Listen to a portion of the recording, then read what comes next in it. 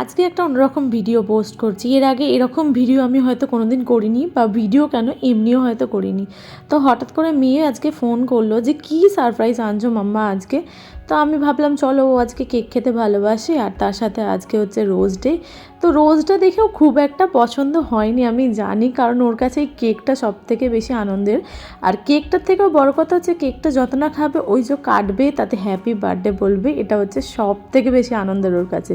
তোর মনে হয় ওর প্রত্যেক মাসেই বেশ একবার করে বার্থডে হয়, আর এরকমভাবে ও কেক কাটে। ও যে কী খুশি হয়েছে তোমরা এই এক্সপ্রেশনটা দেখেই বুঝতে পারবে। আর এই ভিডিওগুলো পুরো অন রেকর্ড করেছি, কোনো রকম আগে থেকে বলার নয় বা এরকম কিছু করা নয়।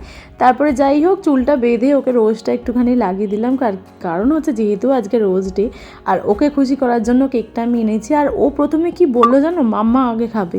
মানে ও আমাকে এতটাই ভালোবাসে যে প্রথম কেকটাও আমাকেই খাওয়ালো। যাই হোক, তারপরে সবাই মিলে একটু কেক কাটলাম। আর ও যে এত খুশি হয়েছে তার জন্য সবাইকে হ্যাপি রোজ ডে। তোমরাও ভালো থাকো।